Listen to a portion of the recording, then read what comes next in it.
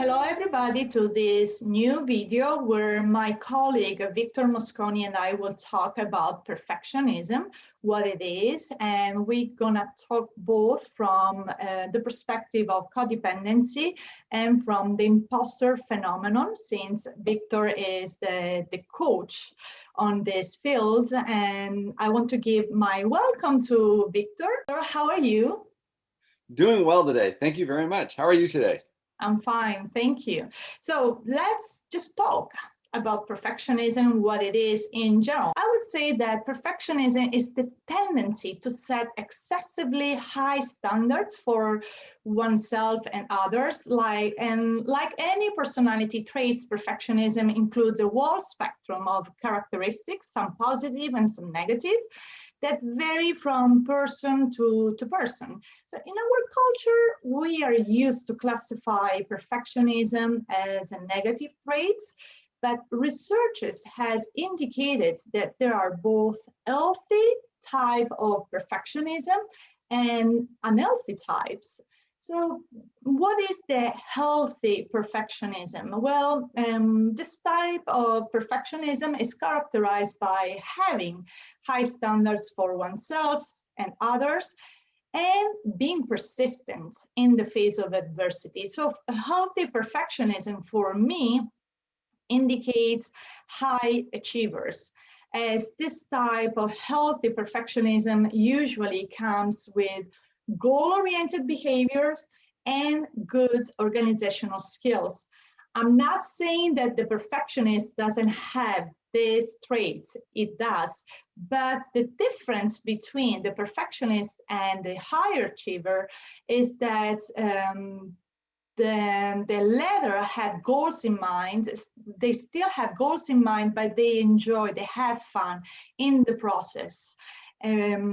So, for example, they might describe themselves as perfectionists when it comes to school or work, because they always strive to do their best and deliver the work on time and meet their or exceed expectation. However, they don't get too upset if they don't achieve their goals. So this is the main difference between perfectionist and high achiever. And also, so in this way, the higher achiever is the one that can motivate himself or themselves to have high expectation or high goals in one aspect of their lives, but still they're doing fine and they don't expect to be perfect in other areas of their lives. So that is the healthy perfectionism for me. What do you think, Victor? What is the other side of the coin? I totally agree with that in regards to where the healthy perfectionism is more of a motivating factor. Like anything, perfectionism itself can be extremely unhealthy when taken to an extreme. Maladaptive perfectionism, being unhealthy perfectionism, is characterized more by an excessive worry about the past mistakes, fears of making new mistakes, doubts of whether you're doing something correctly, and of course, being concerned about the high expectations of others, how they're looking at you, what they expect of you, such as your parents or employers. Because of this type can affect every area of your life, not just one or two. It spreads throughout all aspects of it. Basically, it is a perfectionism that is extreme enough to dominate your life and cause severe anxiety and stress. For example, you may feel sick to your stomach before a test or a presentation, which can be completely normal because you're afraid of not living up to others' expectations or your own. So that's the added aspect to it. Another example could be constantly asking others for reassurance that you're doing a good job or that you're being appreciated and respected for what you're doing or who you are. You may spend a good portion of your days ruled by fear and anxiety that you will not meet your own high standards as well as others. And these are just different ways of coping that are unhealthy because they focus on the negative as well as things that you usually can't control anyway. You get so wrapped up in trying to control all the aspects that it just adds more stress and anxiety to you. Yeah, Yeah, I can recognize myself so much in it, really so much. So I know that we've been talking, I talked about the higher achiever, the high achievers, and you were talking about the perfectionist.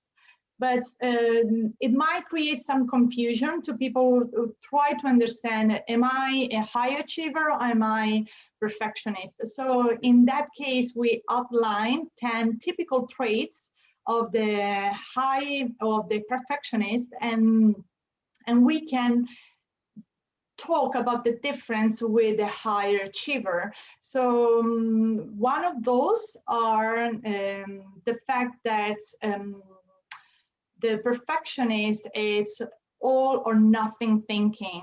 So they tend to set high goals and work hard towards them, and they will accept nothing less than perfection. Almost perfect is seen as this is failure. That was me so much. While the high achiever on the other side tend to set high goals and work hard towards them, but can be satisfied with doing a great job and achieving excellence, even if their high goals aren't completely met. When it comes to being highly critical, the perfectionists, they are more critical of themselves and of others. They'll often tend to spot mistakes and imperfections. That's their focus. And they'll hone in on the imperfections and will have trouble seeing anything else, even any good aspects, that all they see are the negatives. They'll be more judgmental and hard on themselves as well as hard on others when failure does occur, because that's how they'll look at it. With high achievers, though, they take pride in their accomplishments. They'll tend to be more supportive of others, and they don't focus on those mistakes. They're looking at what those positive steps were. Yeah, that is so good. There is another one, another trait that I think this is so typical of the perfectionists, which is the fact that they are pushed towards their goals by fear Oh, of yeah. not reaching them and seeing anything less than perfect as a failure. While the higher achiever is pulled, so it's not pushed towards, it's pulled towards their goals by the desire to achieve them. So they are happy with any steps they made in the right direction. So I love this contrast. I hope that is kind of clear. The one is the perfectionist is pushed towards their goal by fear, while the by fear of failure, while the higher achiever is pulled towards their goals by desire of achieving them. Is different. It Oh, feels yeah. different. And that aspect of fear really plays into their next part, because then they'll set unrealistic goals for the perfectionist. Their goals aren't really reasonable. They may not be actual achievable. They'll often set initial goals that are really out of reach because they feel like they have to get them. They have to achieve them based on that fear of having to be perfect. Where a high achiever, they will also set high goals, but it's something within their realm. It might be a little beyond them, but it's something that they know that they can grow with. And as they're going through the process, they'll also enjoy the fun of going a little further. Once their goals are reached, it's like, oh, what else can I do with it? How else can I push myself? Yeah. So it takes them to While that next. we go to the other traits of the perfectionist that is only focused on the results, is not enjoying the process. So it's the perfectionists see the goal and nothing else. They are so concerned about meeting the goal, avoiding this failure, this painful failure, that they can't enjoy the process of growing and striving as the higher achiever. While the higher achiever, as I said, they enjoy the process of chasing a goal as much or more than the actual reaching the goal itself. Oh, definitely. And then the struggle with that is when they don't achieve that goal. The perfectionists will become depressed by the unmet goals. They're less happy. Um, they'll tend to beat themselves up because they didn't achieve what they were supposed to. They didn't get to that point where they should have been. And they'll wallow in their negativity. They'll see more of their negative feelings and experience more of them when they just don't meet those high expectations. Where the high achiever, they'll be disappointed by not achieving that goal, but they're able to bounce back because they'll look at what they've learned from it, what they can do the next time in growing from that unmet goal. Yeah, yeah, and all stems from the fact that perfectionist has this fear of failure. So they are so afraid to fail. They place so much stock in results, and they become so disappointed by anything less than perfection. Failure becomes like a very scary prospect. And sometimes they put off things until the very last minutes because they are still pursuing this perfection, while the higher achievers see failure as a place of learning, opportunity for growing. So that's fine if they fail. It's not a big deal. And that rolls into the next part with it, because when you have that fear of failure, you're already having a lot of stress and anxiety. So it creates this level of procrastination. You're afraid you're going to fail, so you would rather not take those steps to actually get into it. And perfectionism and procrastination tend to go hand in hand when these situations pop up. The perfectionist will worry more about doing something so imperfectly that they'll become immobilized and they'll fail to do anything, and they won't even get a chance to start because they're afraid, well, it's not going to work, or I'm not going to reach it. So they'll stop themselves, which will lead to then greater feelings of failure. And it just kind of creates this perpetuating and vicious, paralyzing cycle of never being able to go anywhere or get anything accomplished. The high achiever, on the other hand, procrastination may occur.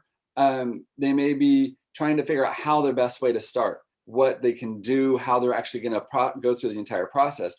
But it's often for a shorter period, as again, they're developing a strategy on how they're going to accomplish the task. So there's a process of what they're working through before they start.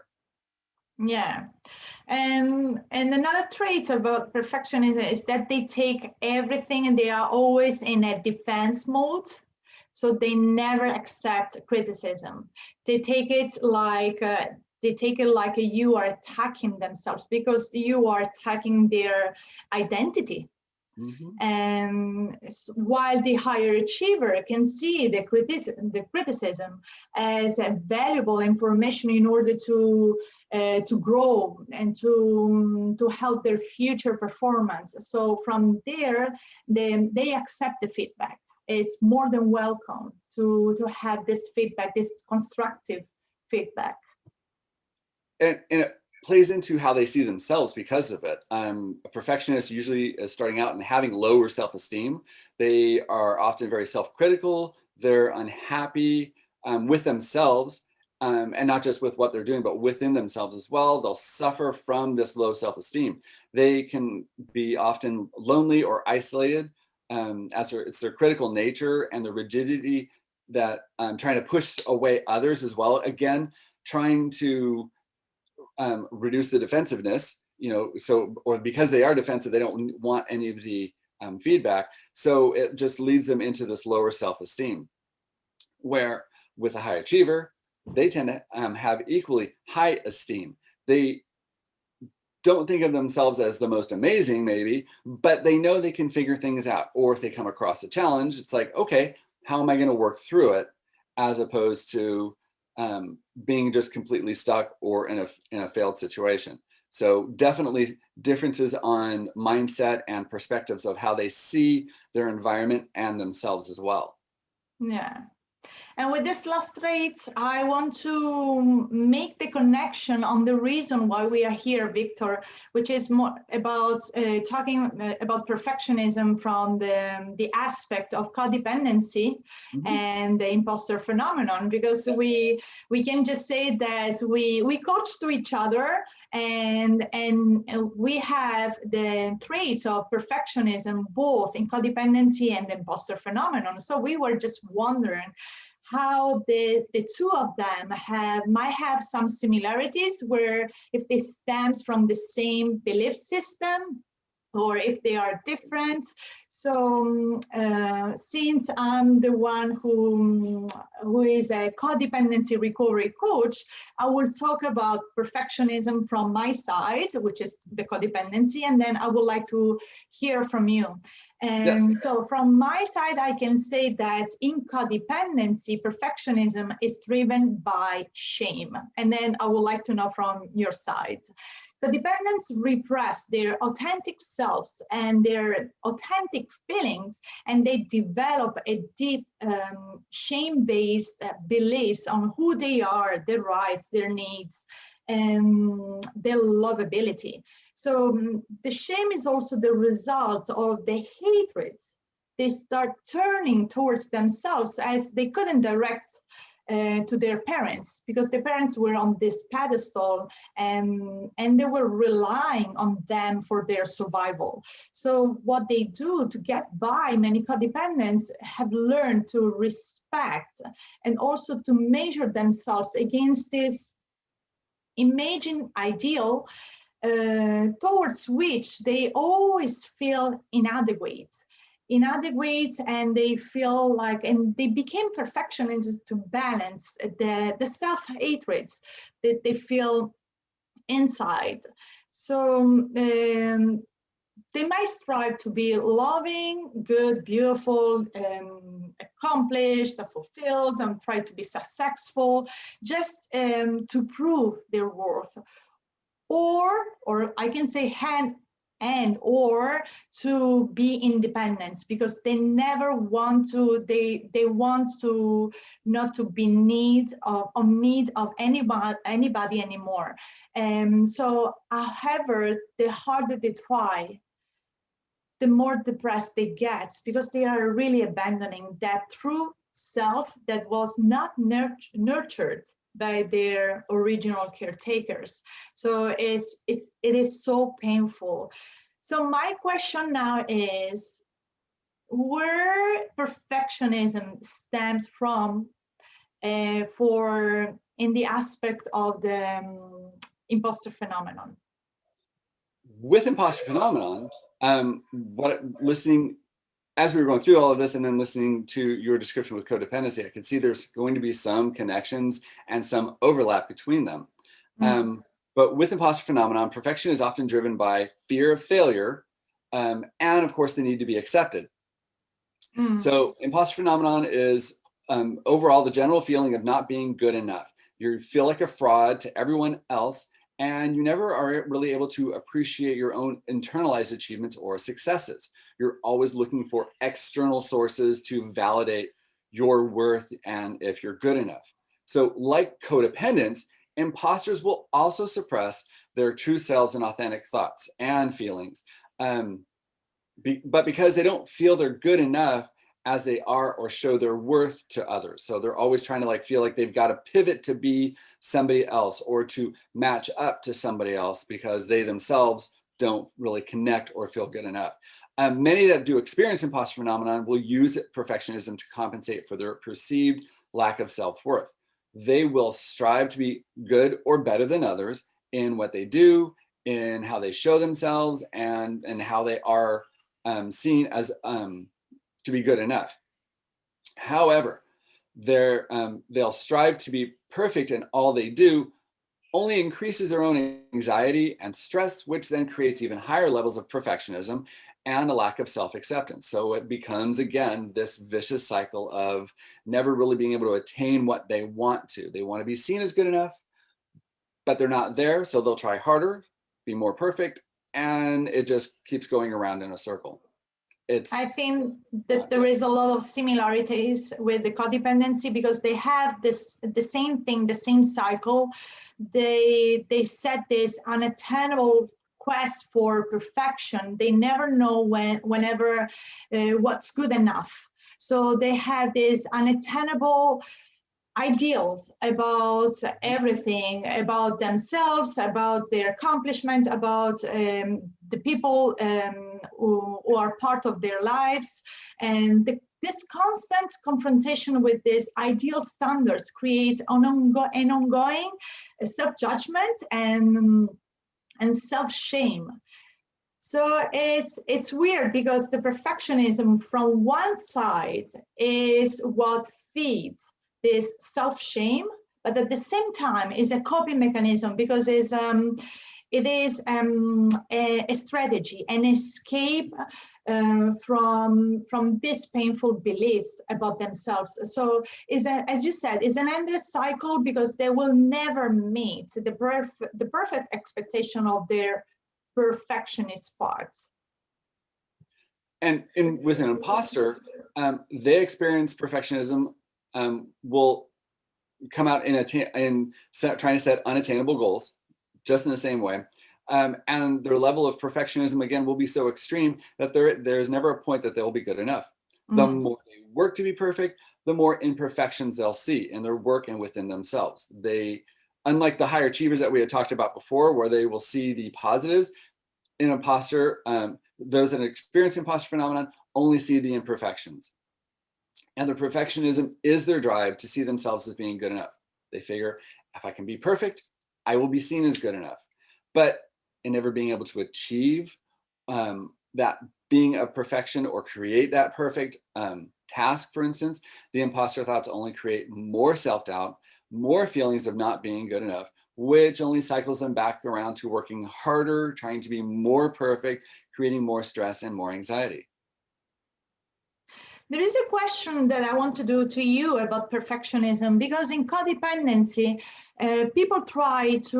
they also try to be perfect regarding love. So I would like to know if you have a similar trait for the imposter phenomenon.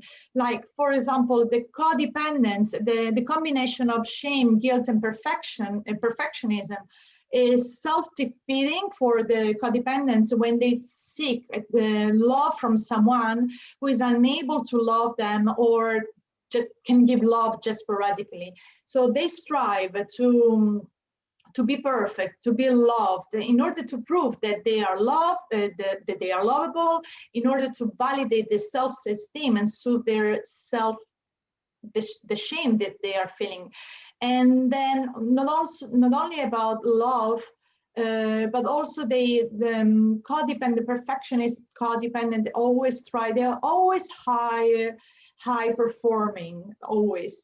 And they seek to prove their worth through accomplishments. And their accomplishment is always driven by this internalized shame of being flawed. So I just want to know if it's the same. Like for example, in the codependency case, we have like the codependent woman that is so worried about her appearance. She wants to look perfect, and even in the house, for example, her house must be immaculate. Her personal shame is projected onto her environment, which she sees as a reflection of her imperfect self.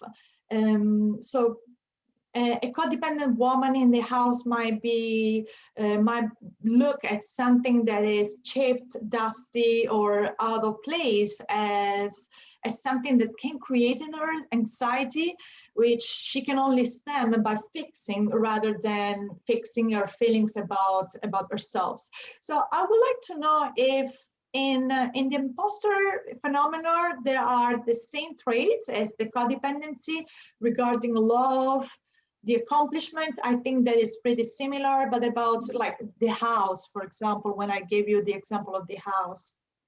So with imposter phenomenon, it doesn't often center around love, but there is acceptance. And it's that desire and that need to feel acceptance. So you have this combination of not feeling good enough and feeling like a fraud. So then you need to be perfect. And you create this mindset of stronger thoughts and feelings of not being good enough or being worthy. Because again, you're constantly feeling this way, yet you're looking and seeking to be accepted by others and to be seen as good enough and worthy. So you'll continually see everybody as better than they are, and yourself as a fraud because of it. Even if they complete a task or a project, or have some sort of a performance, when they go through it, and let's say everything worked out well, they receive praise and positive affirmation, which is where they want to see the acceptance from, they'll only see the imperfections in their work. and themselves. They won't believe that the positive feedback is honest. They'll attribute the comments to being somebody who's just being kind to them, or that the people who are giving those comments really didn't pay attention and miss those imperfect sections that showed the flaws that the imposter is feeling and expressing. And even with it, they'll constantly see how people would just do better, better than themselves. And when you were talking about, let's say, cleaning a house, for instance, in your example, Yeah. an imposter would look at it as they'd clean the house and they would go through and try to make it as perfect as possible. But again, they would see spots that they have missed or feel like, oh, they should have cleaned this spot better, or I could have done a better job here, because they feel like it's just something that could have been done better. Again, not seeing the positives of what they've already done, but all just seeing the little negatives. But do they do it just because they want to show to other people that they have done a perfect job, or they do it regardless if someone else see the perfection of their house with a It could be a little bit of both, because it could be the fact that they are doing it because it's the job. Well, no, I take that back. It would be more of internalized, where they're trying to show themselves or they're trying to show somebody else. It's not just because it's the job that should be done in that case. It's more the fact that I need to do it so I show myself that I'm good enough, or I need to do it so I can show somebody else that I'm good enough. Okay. I would say that is in some aspect is similar to codependency, in some aspect no, just because I think that it might be a difference related to what it means to make mistakes. Like, for example, codependency stems from having a dysfunctional family where generally the parents were punishing their kids for their mistakes. So what they in some case the punishment was kind of severe and unpredictable, and this fear survived in the codependent people even when they are adults and when they are no longer living with the parents. So what happens is that those parents, yes, they are not living with their parents, but those parents are living within them in the form of the critics. And so they do not allow themselves to make mistakes. They don't forgive themselves to make mistakes. So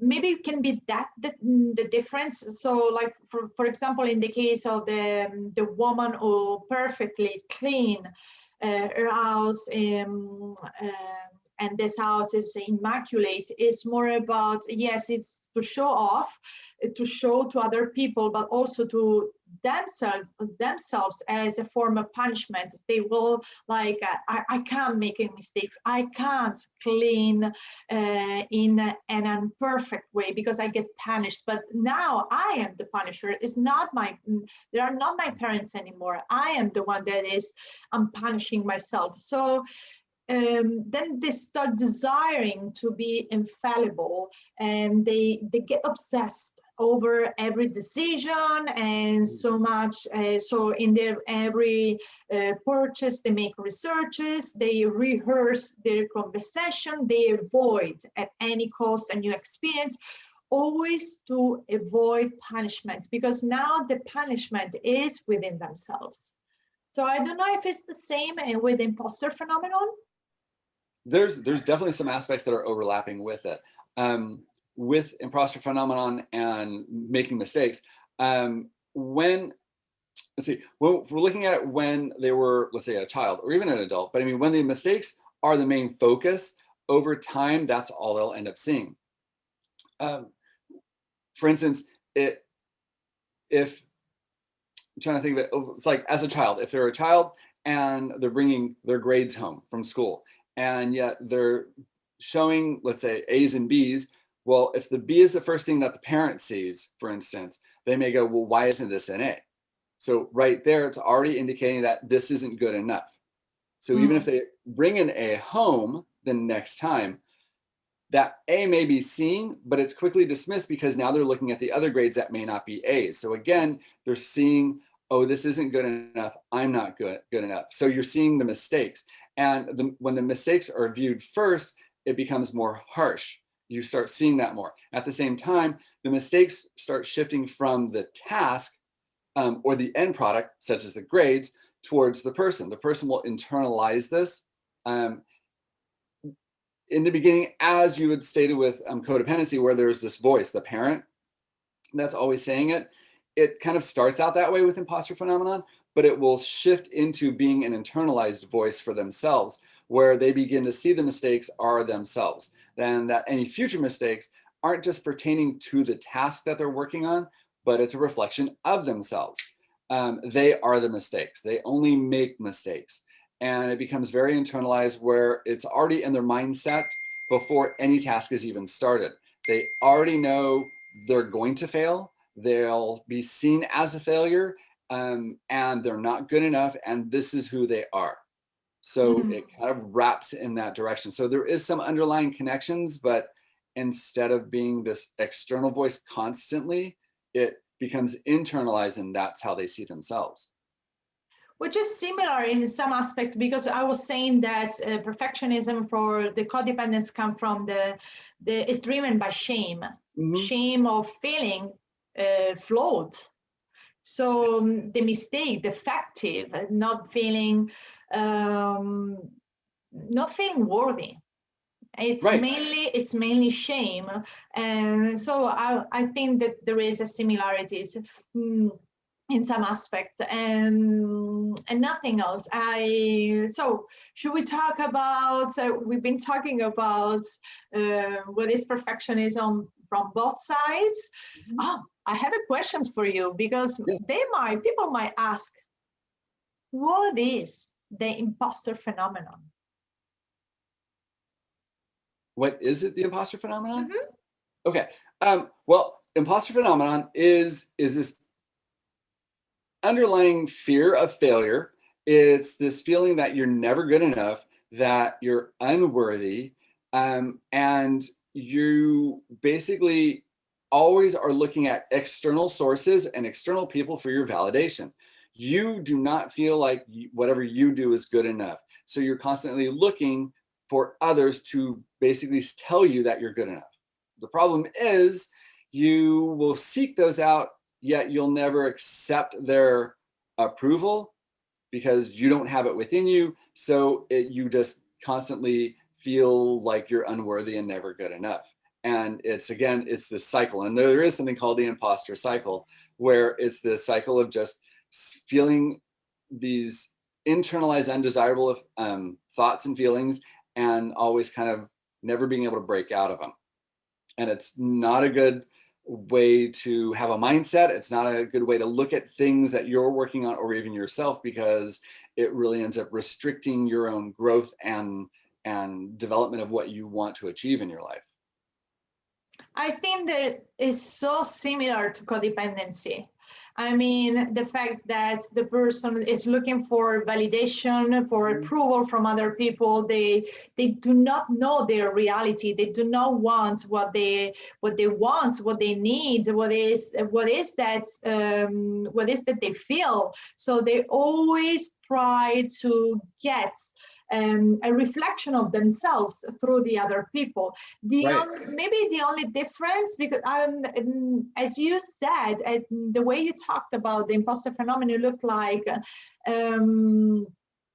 this fear of failure, this fear of not being never good enough. So no matter how much the people are approving you or telling you that you are good, you don't feel it because you don't feel first about yourself. So that is pretty similar. But maybe the difference in the codependency is that with the codependents are really looking for love. Right. For that love. So they are really looking for that connection that they missed in the beginning of their childhood. So they got this emotional neglect that didn't allow them to love themselves, to have kind of, it's not only the self-worth starts from the fact that they were not mirrored by their parents in a way that they felt worthy. Right. And so maybe they look for love, and this dependence on the external approval is not just the, so there is something that looks very similar. I would say that the imposter phenomenon is something that lead the codependents to be after certain periods, they will start having this imposter phenomenon traits because of what is missing, which is the same. I mean, you were talking about the parents, they were not validating them, but also, I don't know if it's the same about the emotional neglect in their childhood, if there was this kind of lack.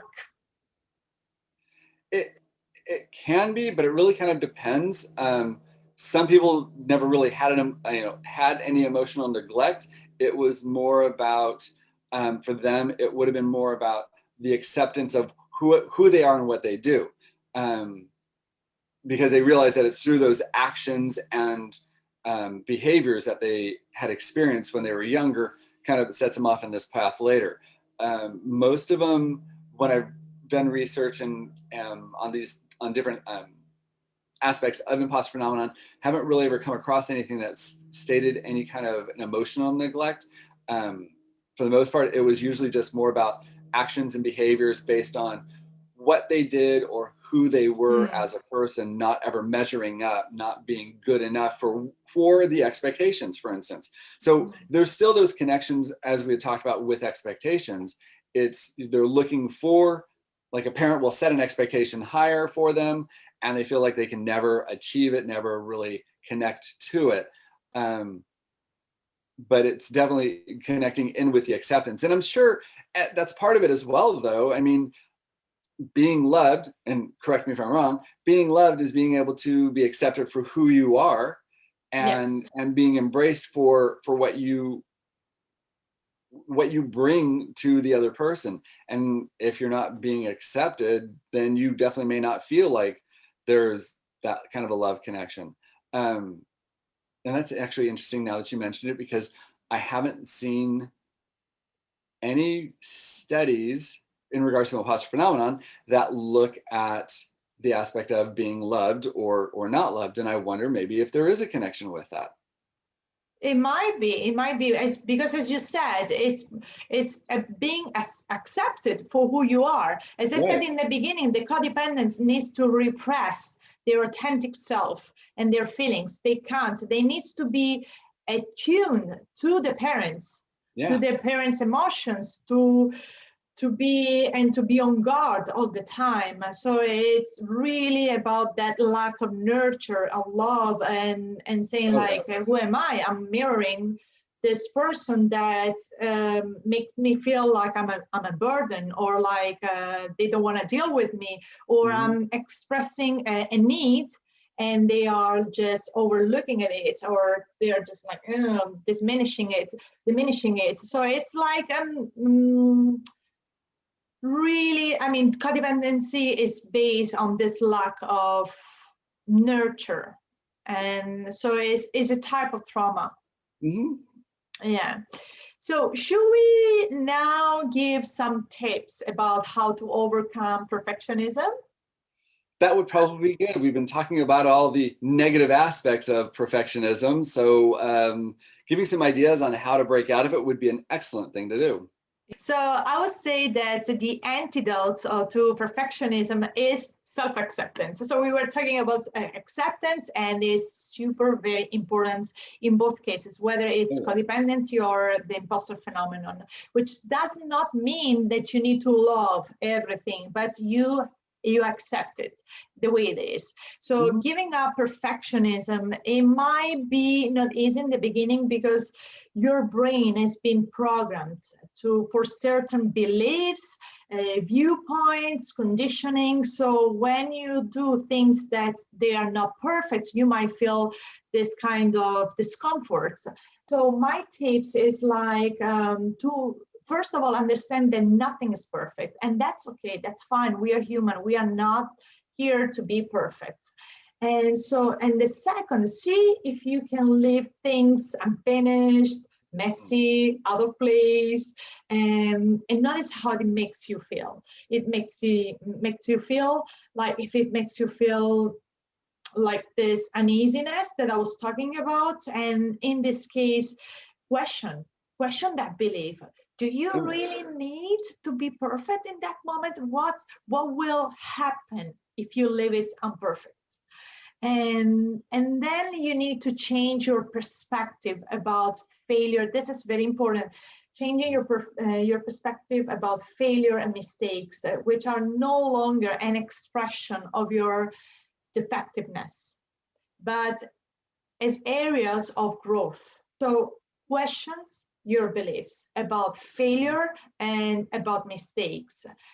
Practice self-forgiveness. Please don't punish yourself, and have a heart-to-heart conversation with your critic and with your perfectionist parts.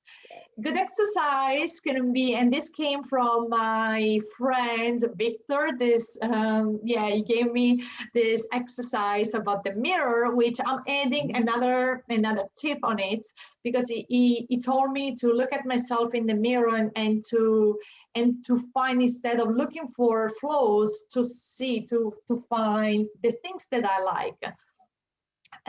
So the thing that I want to add in this case is try to do that naked, because it is so difficult. Probably you will find, you will feel shame about your body somewhere. So try to look at yourself naked in the mirror and see yourself perfect in the way you are. No matter how you are perfect in that way. So that is my tip. What about you, Victor? No, I agree with those, and those actually connect a lot into imposter phenomenon as well, because you have to be able to give up the idea of that there is things that are perfect, and understand that nothing is perfect. It's just the way it is, but that's okay. It's not a bad thing. Like you said, it's okay.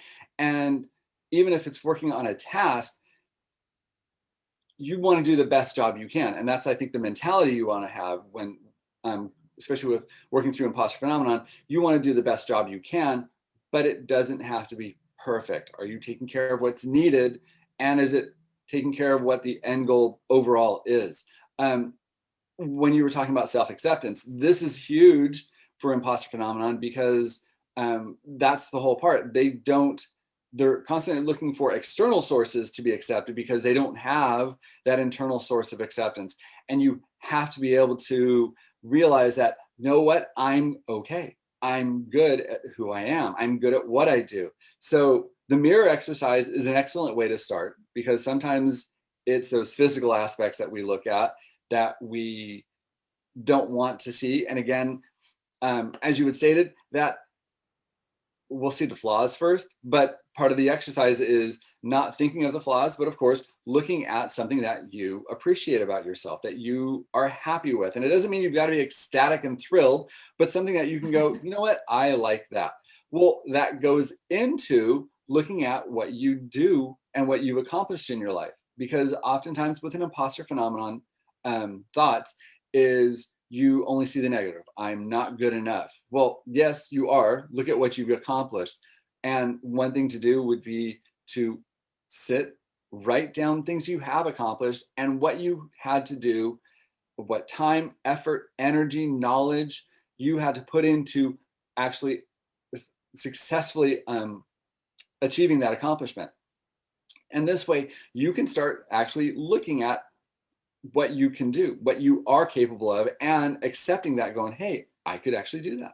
I did do that. Oh, okay. And again, it takes time, but if you can start seeing those little things, you start moving away from the negative aspects of perfectionism and moving into the positive aspects of self-acceptance and understanding that, wow, okay, maybe I didn't do it to the best, but I accomplished that and I've moved forward and I've grown.